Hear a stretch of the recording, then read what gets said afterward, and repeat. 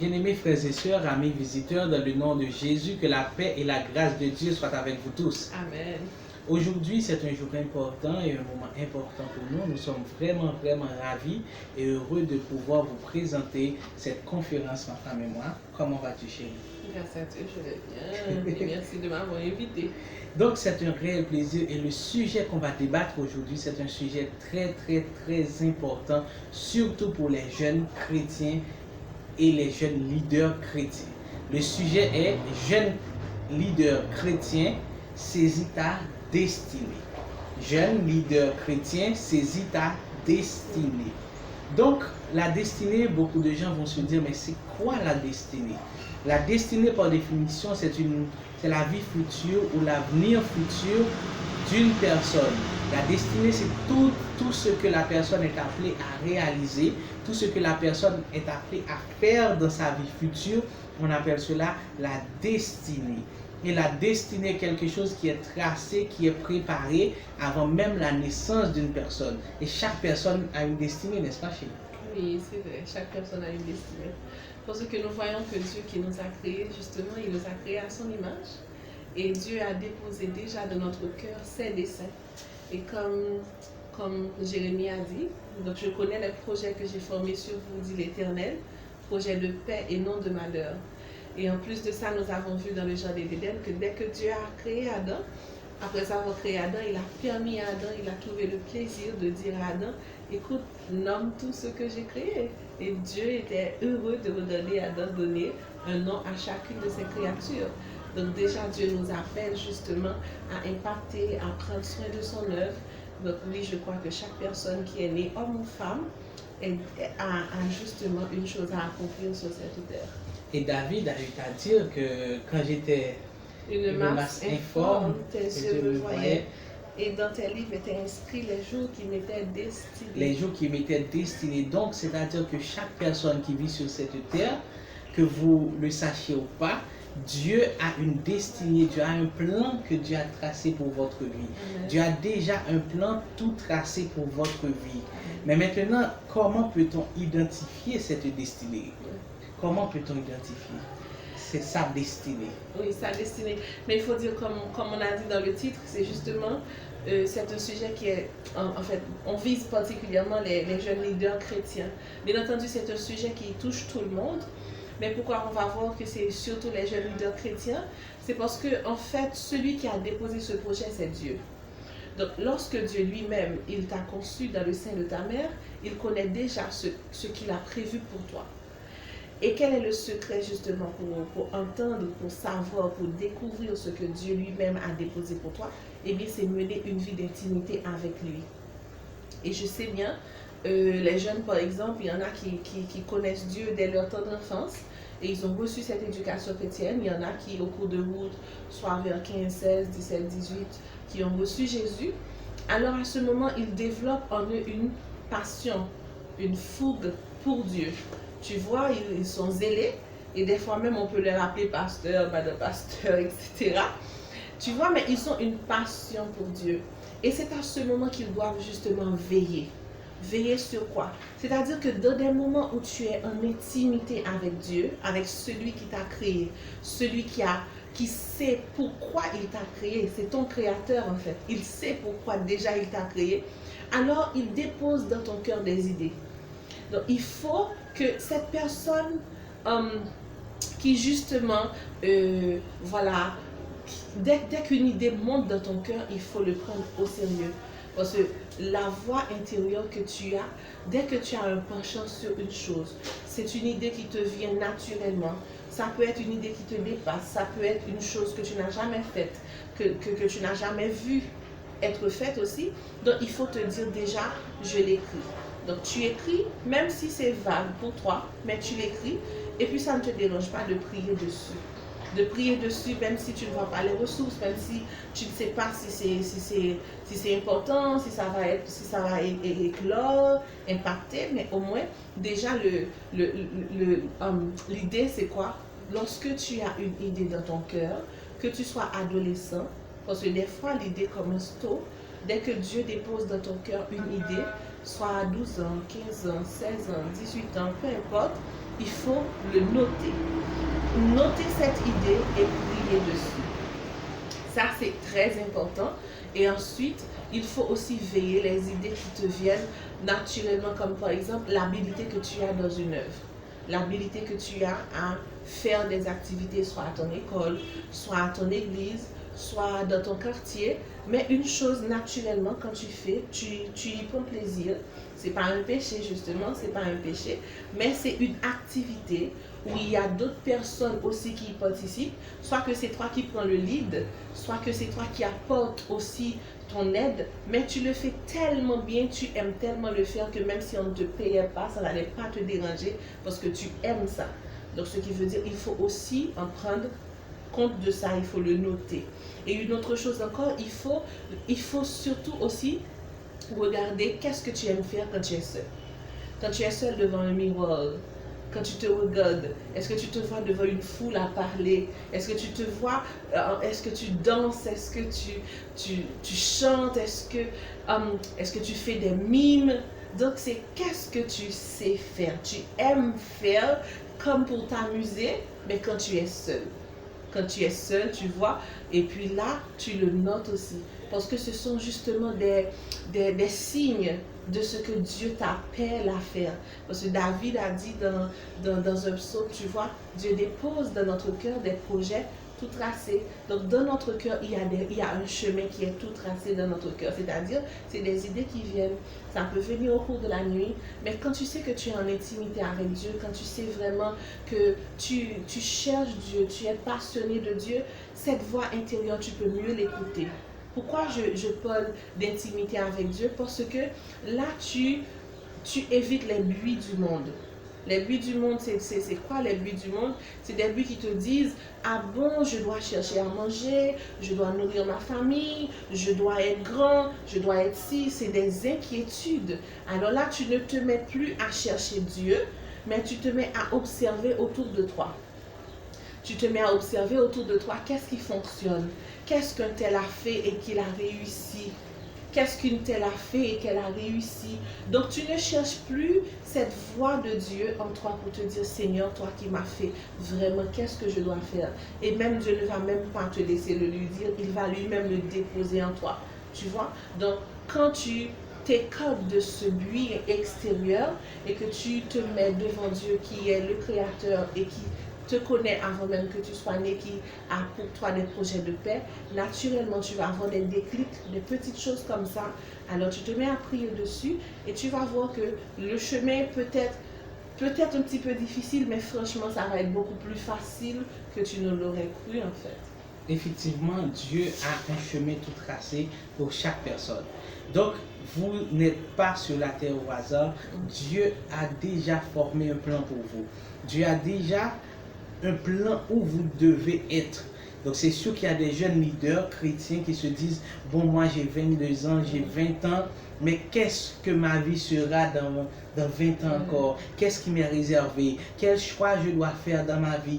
Comment est-ce que ce sera ma vie? C'est vrai que je prie, mais j'ai des doutes de est-ce que vraiment ce que Dieu veut pour moi, c'est ce qui arrivera. Parce que très souvent, on est en face de plusieurs choix.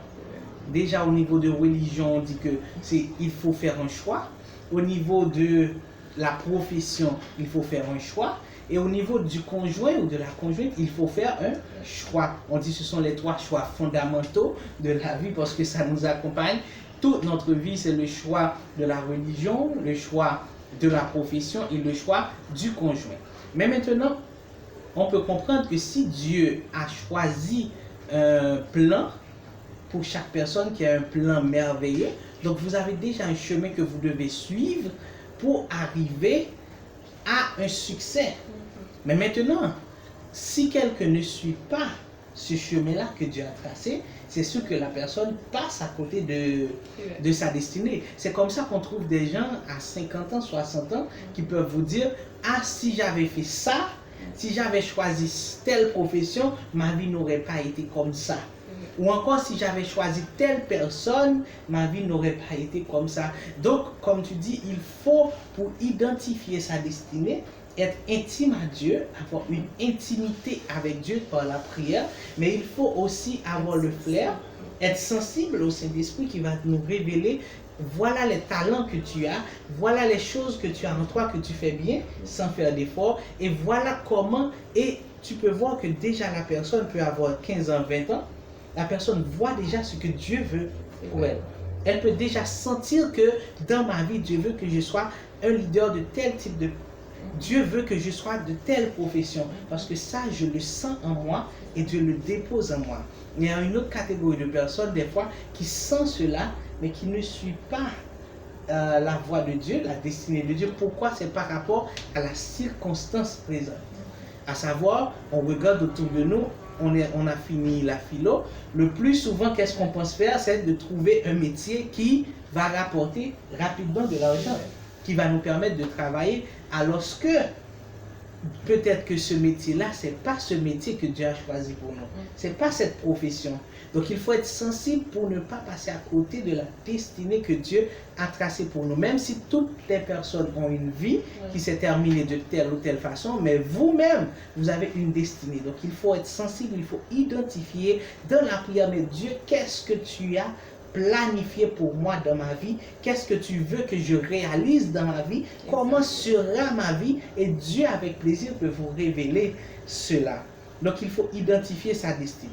Maintenant, qu'arrive-t-il quand un jeune ne saisit pas sa destinée?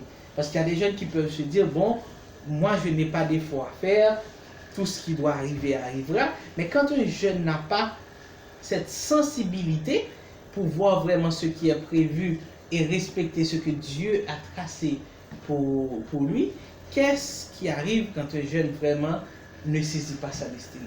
Oui, c'est vrai. Et là encore, je vais mettre l'accent encore sur ceux qui sont justement des leaders chrétiens. Je parle de leaders chrétiens parce que ça, c'est-à-dire que la personne peut être prédicateur, responsable d'enfants, responsable de jeunesse, responsable aussi de groupes, de chorales. Donc peu importe l'activité ou bien la personne justement fait l'évangélisation en pleine rue, donc peu importe l'activité, soit que tu es à l'université, soit que tu es encore en secondaire, ou soit que tu travailles justement dans le monde séculier, donc c'est pour toi. Donc c'est important, parce que ça arrive effectivement, qu'on arrive par exemple, on voit ce cas où les jeunes qui arrivent en secondaire, en phase terminale, ne savent pas encore ce qu'ils vont étudier. Ils ne savent pas ce qu'ils vont faire. Mais c'est encore une fois, comme je dis, c'est pas pour nous qui sommes chrétiens. Tu vois? Parce que c'est-à-dire que quand tu es sensible à cette voix intérieure, tu le mets devant Dieu. Mais maintenant, quand tu te mets dans un groupe, quand tu penses que tu es comme tout le monde, alors tu te laisses brouiller par la voix extérieure. Tu commences à réfléchir comme tout le monde, à savoir, ah, ma maman, je dois l'aider, mon papa, je dois l'aider, mes soeurs, je dois l'aider, qu'est-ce que je dois faire? Je dois trouver un emploi rapide. Ah, il n'y a pas d'emploi dans le pays, quand tu déposes ton CV, etc. Donc vraiment, tu te laisses perturber et automatiquement que tu prends ce cap, tu risques certainement de passer à côté de ta destinée, c'est-à-dire de ce à quoi tu es appelé à faire sur la terre, c'est-à-dire une activité que tu feras tellement bien que cette activité va t'apporter tellement de succès, tellement de bien-être, tellement de joie, tu vois. Mais aussi, je veux aussi parler, il y a des personnes qui sont appelées à être mères. À être mères, elles sont heureuses, elles donnent des hommes et des femmes excellentes dans la société, tu vois. Donc je ne limite pas l'appel que la personne peut avoir en fait. Je ne limite pas l'appel. Mais qu'est-ce que je veux conseiller aussi à ces jeunes leaders? Un jeune leader chrétien ou bien un jeune leader, il doit être conscient de son impact sur les autres. Quand le jeune est conscient de son impact sur les autres, il sait qu'il doit faire attention à lui-même. Il sait que sa vie, c'est sa vie justement pour honorer et glorifier Dieu, mais aussi il sait qu'il ne doit pas être une occasion de chute pour les autres.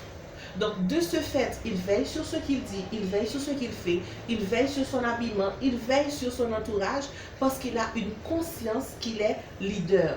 il est leader, il a conscience de son impact sur les autres. Et aussi, il faut qu'il ait conscience de son appel. Donc, il doit avoir cette conscience de son appel. Tu vois, c'est clair, c'est tellement important lorsque on ne minimise pas l'œuvre de Dieu. Quand par exemple la personne sait, ah moi je suis appelé à servir Dieu. Je suis appelé à servir Dieu. Donc quand la personne sait, je suis appelé à servir Dieu, la personne sait, à ce moment, il y a des choses que je dois éviter. Comme je suis appelé à servir Dieu, donc je vais veiller sur le choix de mon conjoint, je vais veiller sur les types d'amis que je dois avoir, je vais veiller sur les endroits que je vais veiller sur mon cœur, parce que je sais que j'ai un appel sur ma vie, j'ai un appel de Dieu. Pas forcément un appel pastoral, c'est pas forcément être pasteur. La personne peut avoir un appel missionnaire, un appel d'évangéliste, un appel aussi d'aider les autres à mieux vivre pour la gloire de Dieu. Donc la personne est consciente de son appel. Et la personne aussi doit être consciente qu'il est un leader et que son plus grand ennemi est le péché. Ça, c'est très important. La personne qui est leader, soit qui est un dirigeant, soit justement, dès que tu fais une activité qui attire la faveur des autres, qui attire le regard des autres, qui attire, je ne sais pas, c'est-à-dire qui te met en avant, il faut que tu sois conscient du travail que tu fais, que tu es un leader et que ton plus grand ennemi est le péché. Pourquoi le plus grand ennemi est le péché? Parce que c'est la seule chose qui peut te mettre dans une situation si troublante, si frustrante, si désolante, que justement tu peux ne plus avoir envie de vivre. Donc c'est une situation qui peut te débrancher totalement de ta destinée. Donc, de ce fait, il est important que celui qui est le leader, il doit être conscient de ces trois choses, de son impact sur les autres, il doit être conscient de son appel et il doit être conscient du péché. Et pour le péché, c'est encore l'une des choses les plus terribles, parce que nous voyons, bien entendu, c'est tellement important lorsque nous avons cette conscience et que nous ne minimisons pas le péché. Et le péché peut être sous quelle que soit la forme en fait. Mais lorsqu'on parle de jeunes, on voit majoritairement la fornication. Certainement, il y a des jeunes qui vont me dire, mais écoute, il n'y a pas que le sexe. Pourquoi parler de la fornication? Eh bien, parce que il y a beaucoup de personnes qui ont été victimes de ça, qui se sont fait voler leur joie, qui se sont fait voler leur destinée, qui se sont fait voler leur confiance en soi à cause de la fornication. Parce que la fornication peut amener quoi? Ça peut amener une grossesse précoce, ça peut amener que tu deviens papa ou maman avant l'heure, ça peut amener aussi une grossesse non désirée où justement tu fais l'avortement. Et des choses comme ça que tu fais, ça t'impacte en fait. Ça t'impacte et si tu n'as pas quelqu'un pour t'aider, qu'est-ce qui va se passer? La personne va demeurer dans la culpabilité. La personne ne va pas comprendre quand est-ce que Dieu lui a pardonné.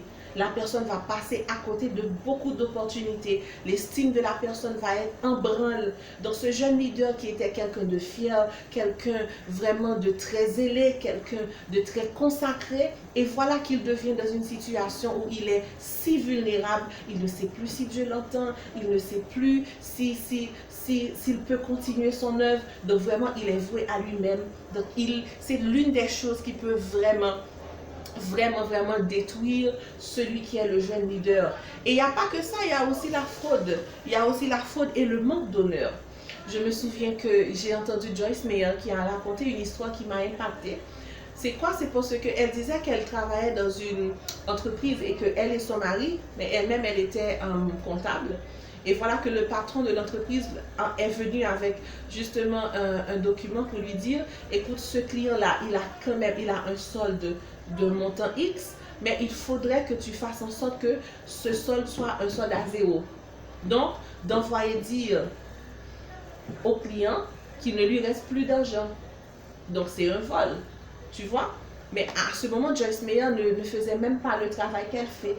Tu vois, elle était juste Joyce Meyer, c'est tout, une simple femme qui travaillait dans une entreprise comme comptable. Alors Joyce Meyer a dit, elle n'a rien dit au patron, Elle est rentrée chez elle, donc elle n'a pas fait le travail le jour même. Et arrivée chez elle, elle était troublée parce que, au fond d'elle-même, comme chrétienne, elle savait que c'était mauvais. Elle savait que ça s'appelait voler. Tu vois, faire quoi au client qu'il ne te reste plus d'argent alors qu'il restait encore de l'argent. Elle ne savait pas quoi faire, elle a prié. Et elle a dit que le lendemain matin, alors elle s'est dit, Seigneur, tu vas avec moi. Et puis, de très tôt, elle y va, elle frappe au bureau du patron et elle est rentrée. Lorsqu'elle est rentrée, eh bien, elle disait qu'elle ne voulait pas perdre son emploi. Elle ne voulait pas perdre son emploi parce que elle n'avait pas vraiment beaucoup d'argent. Elle et son mari. Mais elle a dit au patron, je ne veux pas perdre l'emploi, je veux bien garder mon travail, mais je ne peux pas non plus faire ce que tu m'as demandé de faire. Je ne peux pas dire au client qu'il ne lui reste plus d'argent alors qu'il lui en reste. Donc, ma foi chrétienne ne me le permet pas. Et le patron était énervé. Le patron lui a vexé. Et finalement, le patron lui a dit de s'en aller, d'aller travailler. Donc, elle est sortie, elle est allée travailler. Donc, pour elle, elle s'est dit, c'est sûr, aujourd'hui même, elle ne va plus rester dans cette entreprise. On va la virer. Mais qu'est-ce qui s'est passé? Elle a dit vers 4h au moins 5, comme ça. Le patron est venu pour lui dire, écoute Joyce Meyer, d'accord, il n'y a pas de problème, tu peux dire au client qu'il lui reste le montant X que tu avais dit. Et elle était comme, ouf, soulagée. Mais qu'est-ce qu'elle a dit? C'est pas son entreprise. Mais avec le temps, elle est devenue vice-présidente de l'entreprise. Elle est devenue vice-présidente de l'entreprise.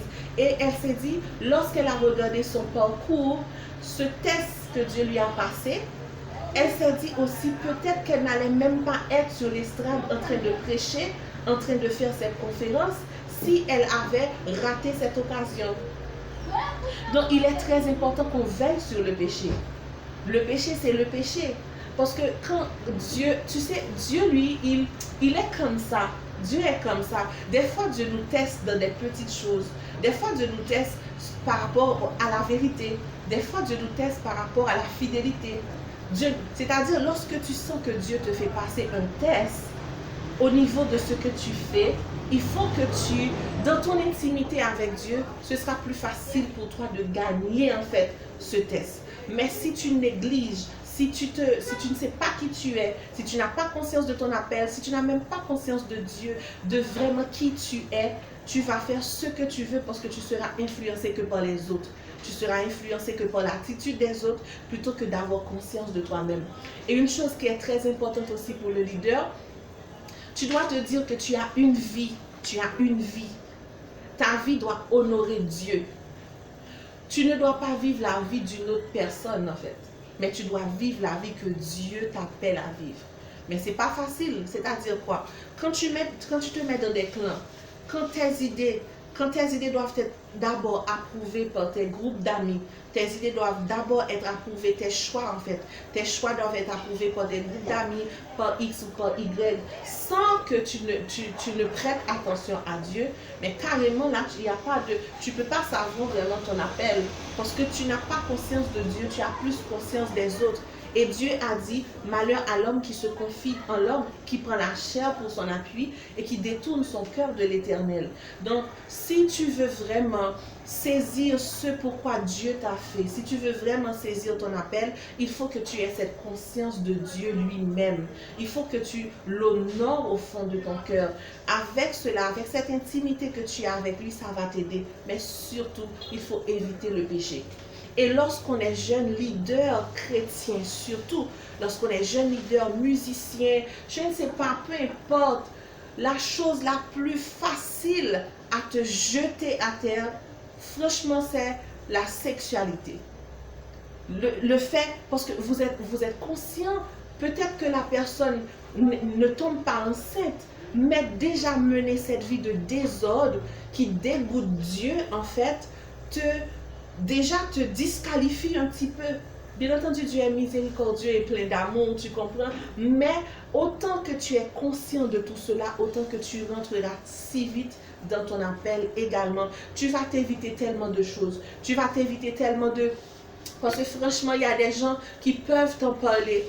Il y a des gens qui peuvent t'en parler, qui peuvent te dire combien ils ont souffert, tu vois, combien psychologiquement, ils étaient terrassés. Peut-être que la personne va se relever après 4 ans, 5 ans, 6 ans, 7 ans. Peut-être que la personne, tu vois, ne va jamais être guérie de ça. Tu vois, peut-être que la personne va vivre un scandale qu'il ne devait même pas vivre. Tu vois, donc franchement, autant que tu es conscient de ça. Et moi, je suis sûre que Dieu te dira toujours. Dieu te parlera toujours. Donc, si tu es sensible à la voix de Dieu, ne dis pas, ah, c'est une bonne chose, c'est une bonne personne, c'est ce que je fais n'est rien de mal, mes amis l'approuvent. Non, dès que tu sens que Dieu te parle quand tu es seul, tu sens que ça te bouleverse au fond de toi, sois concerné, sois conscient, sois intelligent et abandonne cela. Ça te permettra de rentrer vite dans ton appel. Parce que qu'est-ce qui se passe aussi? Regarde le monde. Il n'est pas facile pour une personne d'impacter le monde. C'est minime. On peut même compter sur les 2 doigts de la main les gens qui arrivent à impacter réellement.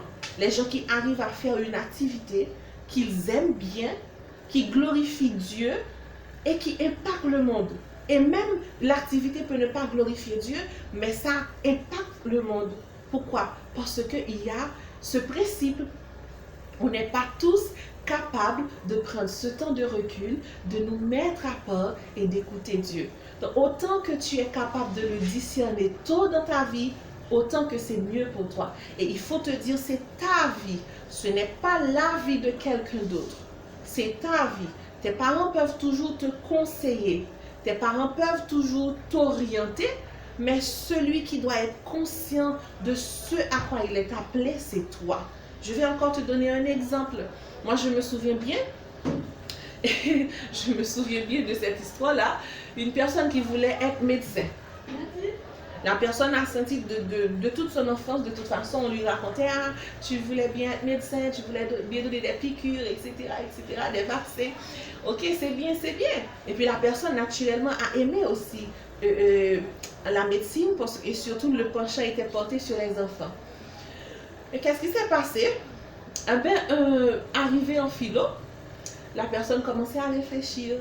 Oh là là, mes parents n'ont pas d'argent, mon papa travaille à la banque, donc peut-être que si je vais dans une activité pour la banque, j'aurai plus d'ouverture. Et le papa lui dit effectivement, si tu vas à la comptabilité par exemple, je pourrais trouver des amis qui t'ouvrent les portes. Et puis en plus de ça, la médecine, c'est 7 ans d'études, c'est trop.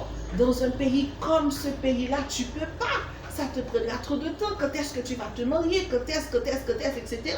Non, il faut que tu fasses une activité qui te prendra 3 ans, 4 ans. Ensuite, voilà, tu commences à travailler, à économiser. Et qu'est-ce que ce jeune fait? Eh bien, ok, à l'université, là, il devait choisir. Et puis, effectivement, la personne a mis de côté la médecine. La personne a mis de côté la médecine pour embrasser la comptabilité. Bien entendu, la comptabilité, c'est très beau. Hein? C'est très beau le métier de comptabilité, comme le métier de médecine, comme toutes les autres professions en tout cas. Et puis voilà, la personne est rentrée à étudier la comptabilité. Eh bien, figurez-vous, le 12 janvier est passé, le 12 janvier 2010 est passé. La personne n'a pas pu terminer.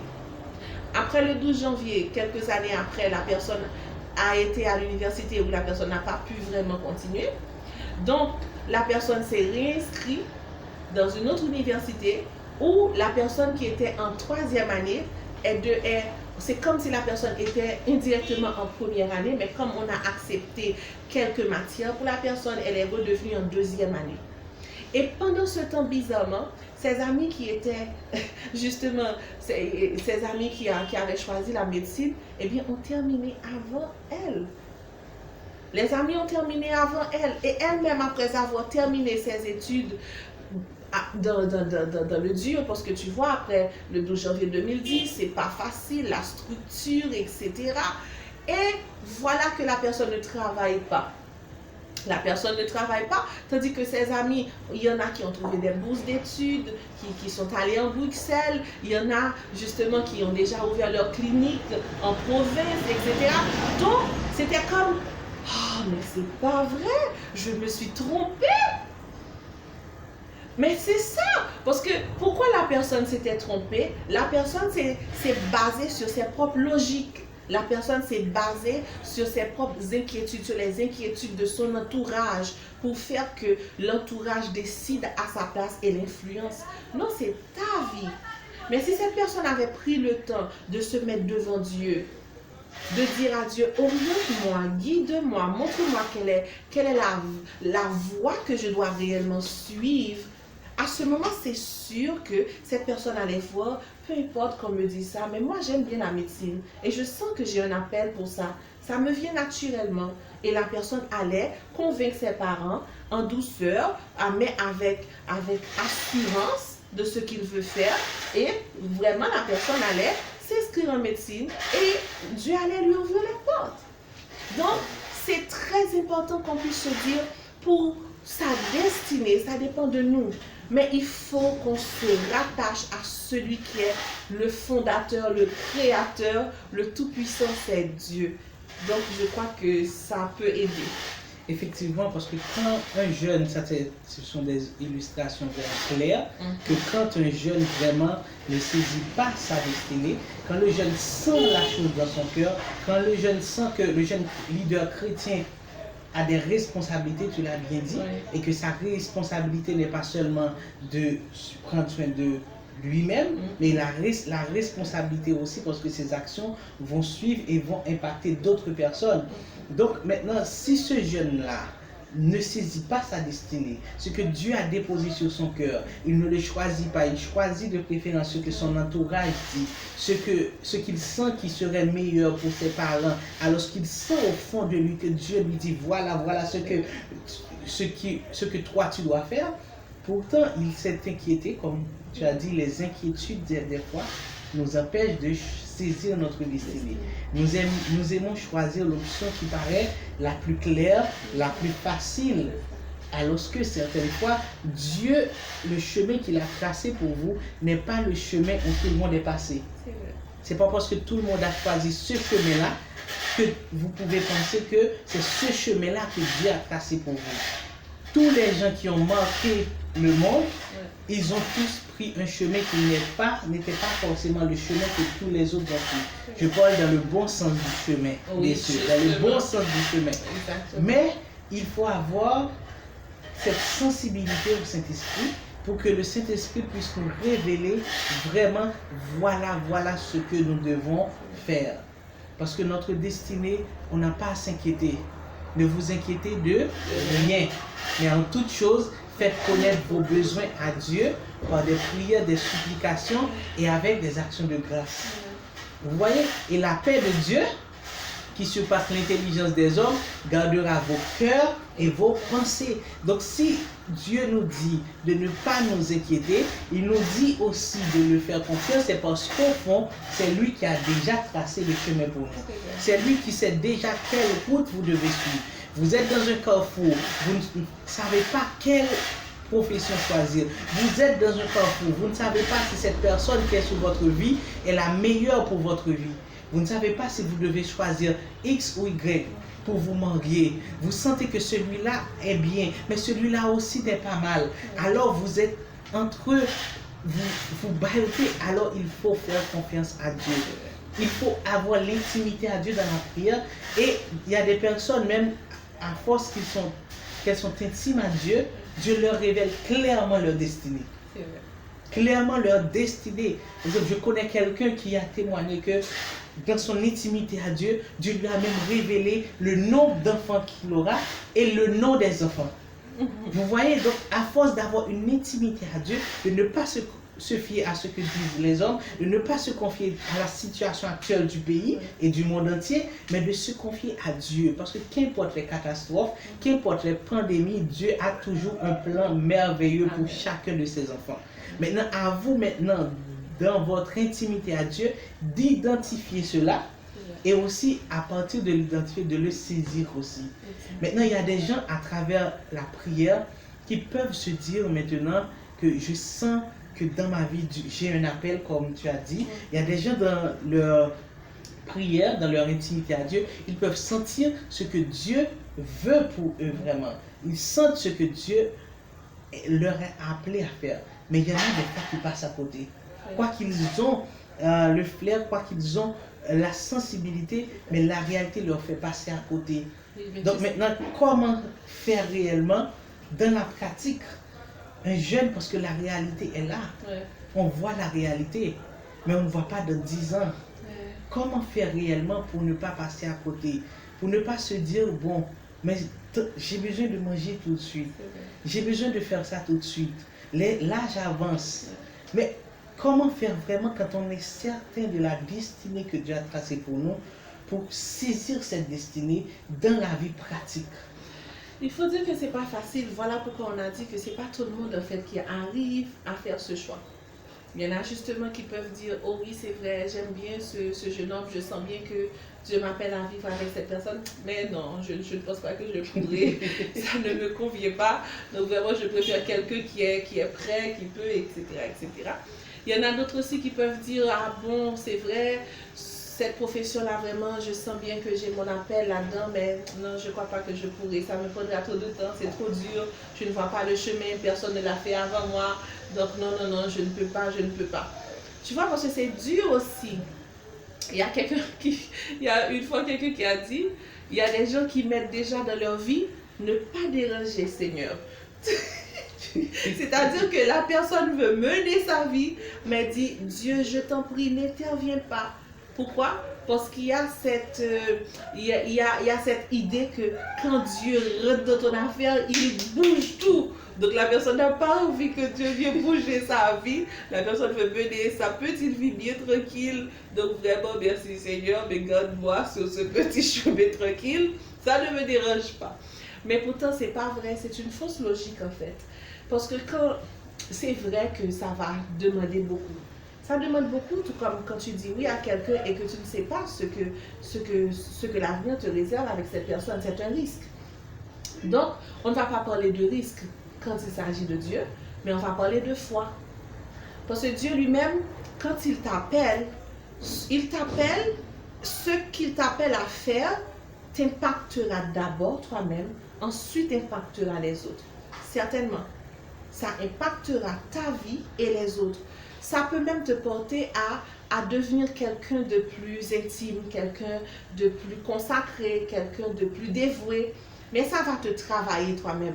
Et c'est là que ça dérange certaines femmes parce que ça travaille ta chair.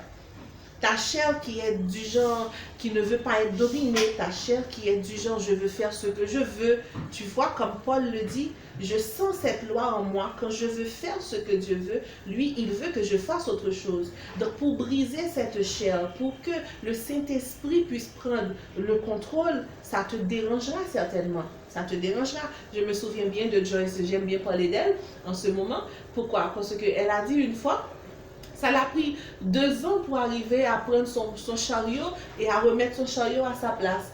Mais comme son appel était très important, elle a senti dans son cœur aussi qu'elle devait aller déposer le chariot à sa place. C'était un signe de discipline que Dieu voulait lui donner. Et ça lui a pris 2 ans. Et finalement, elle arrive à le faire. Et Dieu lui a dit, félicitations, on passe en phase à la suite. Tu vois, parce que ce que Dieu t'appelle à faire aussi, il te travaille toi. Des fois, on ne comprend pas parce que ça nous coûte. Tu vois, si par exemple, quelqu'un, il travaille normalement, voilà, la personne, une fois terminé un travail, arrivé à son contrat, trouve un autre travail, et d'un seul coup, il sent qu'il a un appel sur sa vie, un appel missionnaire. Dieu l'appelle quoi? Comme père de famille, et Dieu l'envoie étudier, à aller en théologie, et puis là, Dieu lui donne une idée d'organisation, etc., etc. Et puis là, tout ce qu'il fait pour trouver un emploi, il n'arrive pas à trouver un emploi. Dieu lui ferme toutes les portes. Parce que Dieu lui dit, écoute, je sais que tu as travaillé toute ta vie comme ça. Tu es intelligente, intelligent, mais là, je veux que tu t'appuies sur moi. Ce pas de foi n'est pas facile. Où tu poses ton pied sans voir l'escalier, et dès que tu mets, tu trouves l'escalier. C'est pas donné à tout le monde. Tu vois, c'est dur. Mais quand on arrive à payer le prix, quand on arrive à faire confiance à Dieu, on en bénéficiera et de génération en génération. C'est pourquoi il y a des gens qui renoncent. Il y a des gens qui disent non, je ne peux pas. Moi, je ne peux pas continuer comme ça. Moi, je préfère aller demander à des amis, aide-moi, aide-moi, aide-moi, aide-moi. Je refuse cet appel sur ma vie parce que ça me coûte. Donc, vraiment, pour pouvoir saisir cet appel, il faut accepter les pas de foi que Dieu nous mène à faire.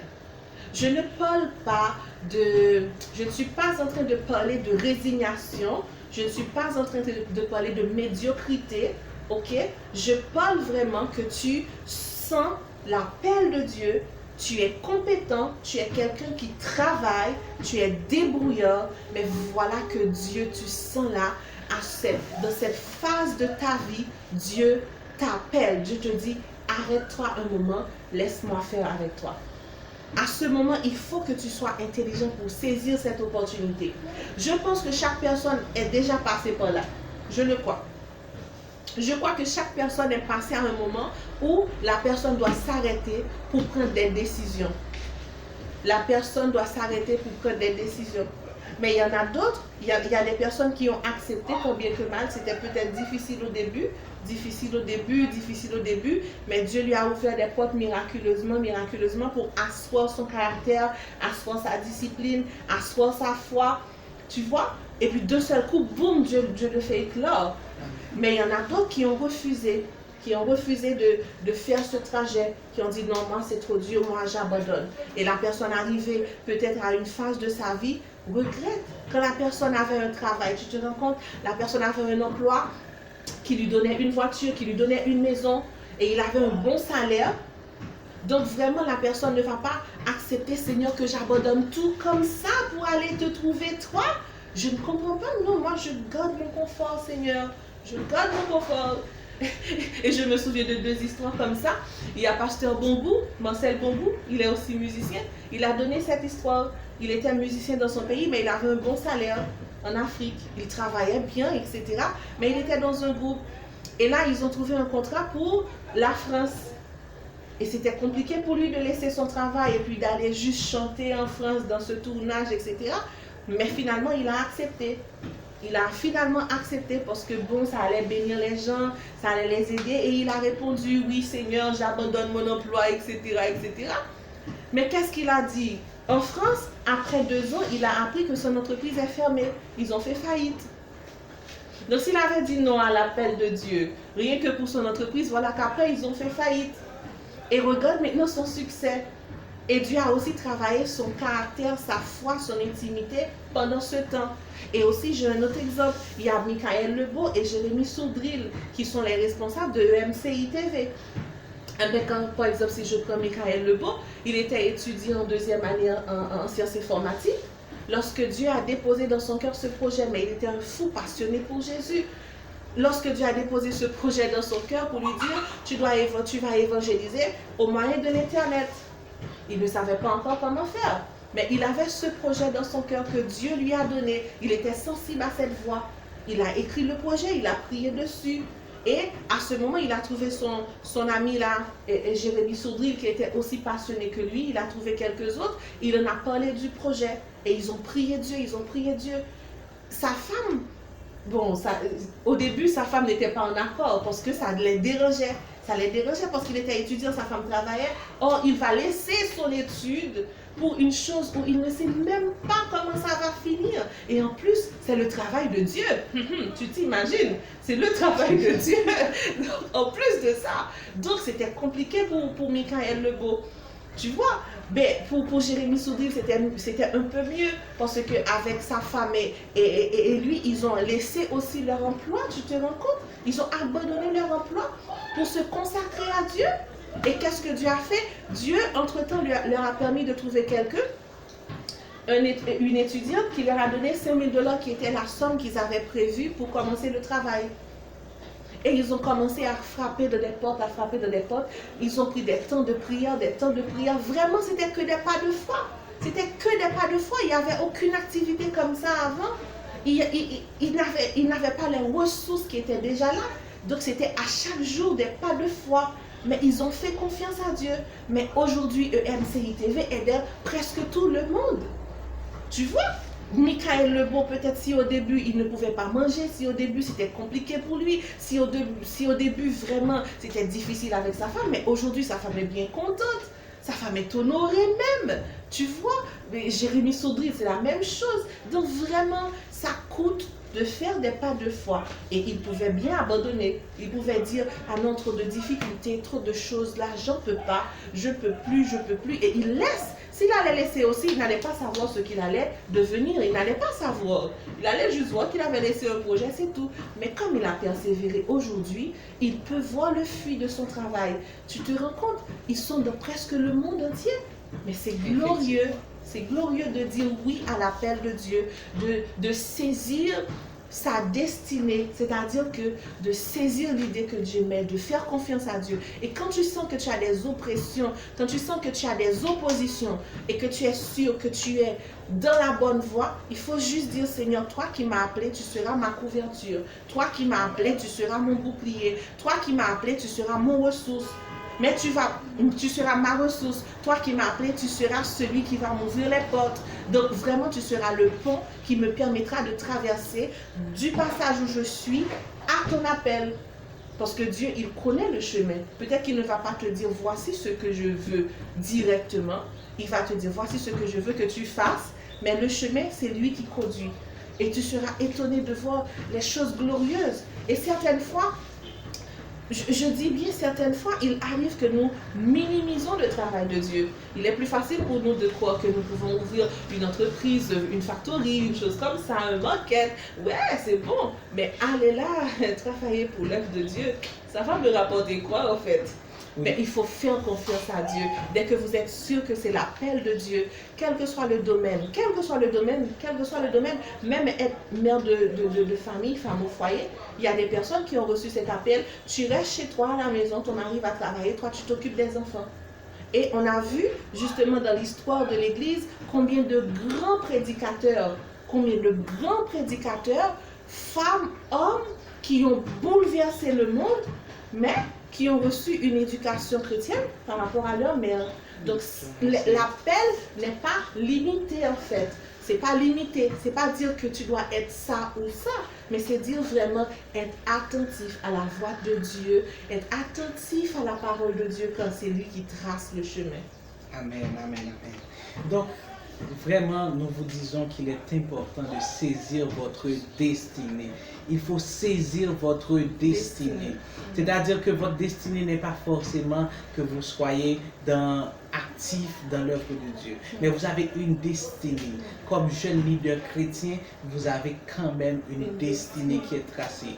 Quand vous sentez vraiment au fond de vous que la destinée que Dieu veut pour vous est en train de s'accomplir, ça peut ne pas paraître très, je dirais, évident. Ça peut ne pas être très évident, mais ce n'est pas une raison pour autant de laisser tomber. Parce que Dieu, certaines fois, vous dit, allez là. Mais Dieu ne vous dit pas ensuite qu'est-ce qui va arriver. Arrivé là, il vous dit, faites 2 pas en plus. Vous faites les 2 pas. Mais il ne vous dit pas encore. Mais c'est peu à peu que vous-même, vous allez apprendre à faire des pas de foi, comme tu dis, et vraiment arriver. Donc, le sujet qu'on a eu aujourd'hui, c'est jeune leader chrétien, saisis ta destinée. Saisis ta destinée. Tu as une destinée parfaite que Dieu a tracée pour ta vie. On a vu que comment tu peux identifier la destinée. Il faut vraiment avoir la sensibilité dans la prière à éviter le péché pour que vous soyez connectés avec Dieu pour pouvoir identifier votre destinée. Et quand vous avez fini d'identifier, vous pouvez clairement dire, moi, voici ce que Dieu veut pour ma vie. Voici comment Dieu veut que ma vie soit. Alors voilà comment sera ma vie. Alors il faut vraiment saisir cette destinée, dire, c'est pas dire à tout le monde. Non. J'aimerais préciser cela. C'est pas aller dire à tout le monde, moi-même Dieu m'a fait voir dans un songe, j'ai vu que j'étais vraiment multimillionnaire, Dieu m'a montré que j'avais des maisons, ou Dieu m'a montré que j'avais épousé telle ou telle fille. Non, c'est dans votre intimité à Dieu. Il y a des gens qui passent à côté de leur destinée parce que Dieu peut vous placer sa destinée en vous, mais Dieu ne vous demande pas de révéler cette destinée avant l'heure. Maintenant, il faut vraiment rester dans la prière. Et chaque jour poser des pas de foi, mais toujours avoir en tête que j'avance vers ma destinée. Que chaque proposition qu'on me fait, est-ce que ça rentre dans ma destinée? Est-ce que ça m'aide à avancer dans ma destinée? Ou est-ce que ça m'éloigne de ma destinée? Alors tout ce qui vous éloigne, qui vous écarte de votre destinée, il faut les mettre à côté. Et tout ce que vous sentez, les cours que vous prenez, les choses que vous êtes en train d'apprendre en ce moment, vous voyez qui va dans le sens de votre destinée, il faut vraiment les saisir. Et je veux dire aussi, tu vois, c'est très important ce que tu as dit, chérie, parce que c'est vrai. Certaines fois aussi, il faut être intelligent. Intelligent comment? Lorsque vous sentez comme tous ceux qu'on a dit, par exemple, les activités que vous savez faire naturellement, les choses que vous faites, et de seul coup, vous avez une opportunité de mettre sur pied une chose, mais une chose qui n'a rien à voir à Dieu. Il faut aussi se méfier de cela. Parce que lorsqu'on est chrétien, tout ce qu'on va faire va honorer Dieu. Pour la gloire de Dieu. Tout ce qu'on va faire va honorer Dieu. Tu vois, parce qu'il est vrai que certaines fois nous sommes fougueux, et puis là, lorsque nous mettons des activités sur pied, ça n'a rien de Dieu là-dedans. Et puis nous rentrons dans des logiques. Ce nom ne veut rien dire, cette chose ne veut rien dire, cette activité, c'est pas grave. Franchement, le diable aussi, il est malin. Donc que Dieu vous en délivre du malin, vous délivre du malin au nom de Jésus, afin que vos yeux soient ouverts. Comme ça, vous n'allez pas perdre du temps. Lorsque vous connaissez très bien l'activité 1, c'est vrai que j'ai cette idée-là, c'est vrai que j'ai cette opportunité-là, c'est vrai, mais vraiment ça ne glorifie pas Dieu. Vous le présentez à Dieu, mais vous ne saisissez pas l'opportunité comme dire, peut-être que je ne vais plus jamais trouver cette occasion-là. Il faut éviter ça. Il faut éviter de se hâter comme ça, sans prendre le temps de prier, sans prendre le temps de s'asseoir, d'analyser. Donc, quand tu fais une activité, tu as toujours des excuses à donner, toujours des explications à donner par rapport à l'objectif, par rapport au nom, par rapport à telle idéologie qui est véhiculée. Il faut te dire, je crois que ce n'est pas la bonne voie. Parce que ce que tu fais, comme je t'ai dit, tu vas d'abord être béni. Ensuite, les autres vont être bénis. Donc, tu ne peux pas faire une activité qui te dérange. Ou tu ne peux pas prier dans cette activité. Tu vas prier à part. Ensuite, non. Tu es chrétien, c'est ton identité, c'est ton appel, tu es sûr de ça. Alors, l'activité doit t'identifier à toi.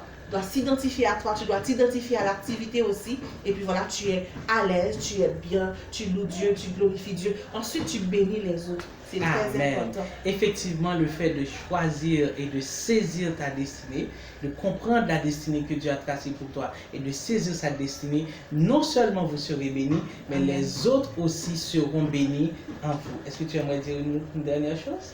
Oui, j'aimerais dire une dernière petite chose. Bon, c'est vrai que c'est un sujet à part, mais rapidement, j'aimerais bien frôler ce sujet. C'est surtout pour les garçons. Les garçons qui sont des chrétiens et qui sont maladroits quand il s'agit de courtiser les jeunes filles. Oui, c'est vrai, parce qu'on voit cela. Les garçons à l'église là qui sont fervents, qui sont très, très spirituels, très fervents, ils sont le plus souvent très maladroits. Donc, messieurs, il faut éviter cela. Les garçons du dehors, pourquoi ils ont plus de succès en termes de femmes? C'est parce c'est leur attitude en fait. Ils sont plus cool, ils sont plus joviales, ils sont du genre, ils ont cette attitude de découvrir l'autre. Donc ils aiment bien entendre, ils aiment bien discuter, ils aiment bien découvrir, ils aiment bien, tu vois, et ils sont là, ils aiment draguer.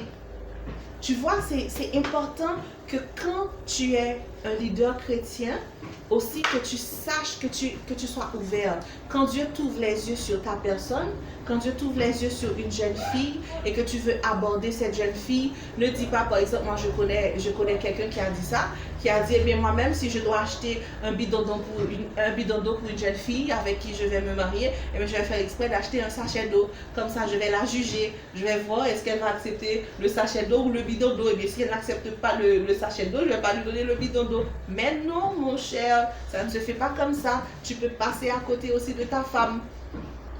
Il faut être élégant. Il faut être élégant. Et puis, il ne faut pas me dire aussi que tu vas lui dire, je vais te piétiner le pied et me dire, tout en droit que foule mes pieds, Dieu me le donne en héritage. Elle peut aussi s'énerver. Est-ce que tu comprends? Donc, il faut l'élégance de la chose. Il faut savoir aborder la jeune fille innocemment, c'est-à-dire même si tu as l'idée en tête, mais tu l'abordes, tu lui parles, tu deviens son ami, tu connais son intérêt, qu'est-ce qu'elle veut, qu'est-ce qu'elle aime, elle est dans quel département, tu l'aides, tu la conseilles, et puis ça vient comme ça. Pendant que tu la découvres comme amie, tu invites Dieu aussi. C'est vrai que tu avais cette idée en cœur. Maintenant qu'elle est ton amie, tu lui parles. Si elle a des devoirs à faire, tu es là, tu vois. Tu as du temps pour l'appeler. Vous parlez de tout. Vous parlez du monde entier. Vous parlez de l'avenir. Vous parlez d'argent. Vous parlez de beaucoup de choses. Elle te raconte aussi ses déboires. Tu lui racontes aussi. Donc, il faut bâtir une communication. Dans cette communication, tu découvres la personne que tu aimes, que tu sens dans ton cœur qui sera ta femme ou ton mari, mais là je parle d'homme, donc de ta femme. À ce moment-là, tu as du temps pour inviter Dieu. Seigneur, qu'est-ce que tu veux? Est-ce que c'est vraiment ma personne? Tu as le temps de voir la personne dans sa nature réelle. Mais tu ne vas pas me dire, oh non, si je dois aller au restaurant avec elle ou bien m'asseoir au Champ de Mars, non, je vais m'asseoir au Champ de Mars avec elle et acheter une bonne nourriture dans la rue comme ça. Non, non, non. Il faut être élégant. Tu vas au restaurant avec elle. S'il faut aller au musée, s'il faut bien s'habiller, s'il faut faire des choses comme ça, il faut le faire avec respect. Il ne faut pas te dire, ah, tu es déjà ma femme, Dieu me l'a révélé. Donc voilà, non, il faut l'élégance. Quand tu as l'élégance, il est plus facile pour toi parce que qu'est-ce qui fait qu'une personne va te dire oui en fait? Si la personne sait ce qu'elle veut, c'est quand la personne arrive à voir que tu t'intéresses réellement à elle. Mais quand la personne ne sent pas que tu t'intéresses à elle, la personne ne va pas trop te dire. Si la personne sent que tu n'es pas quelqu'un qui est galant, c'est ça, qui est galant, qui aime bien faire des gestes, des activités comme ça, tu vois, où la personne peut rire, sans rien, etc. La personne ne va pas se sentir en confiance, la personne va te sentir trop vieux jeu. Mais quoi, tu es déjà un pasteur, quoi. Tu vois, tu vis comme si tu étais déjà un pasteur. Écoute, moi je suis appelé à évangéliser dans le monde entier, à prêcher dans le monde entier et même aller dans des pays pauvres. Est-ce que tu veux me suivre? Mais non. Ça peut se dire dans des dialogues, ça peut se dire dans des communications, ça peut se dire comme ça dans un après-midi où on discute.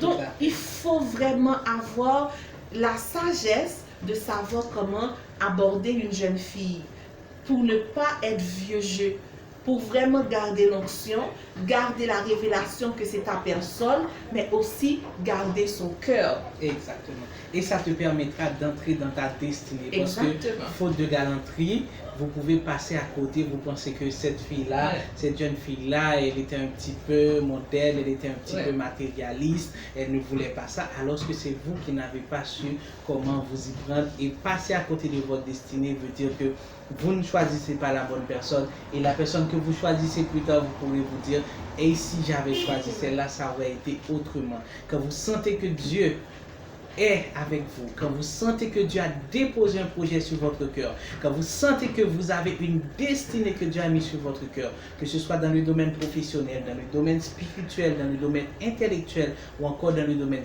familial, n'hésitez pas à consulter encore Dieu pour être sûr que Dieu est avec vous. Et quoi qu'il arrive, sachez que c'est une prophétie dont le temps est fixé. Si elle tarde, attends-la, car elle s'accomplira et elle s'accomplira certainement. La destinée que Dieu a tracée pour vous s'accomplira dans votre vie certainement au nom de Jésus. Que Dieu vous bénisse.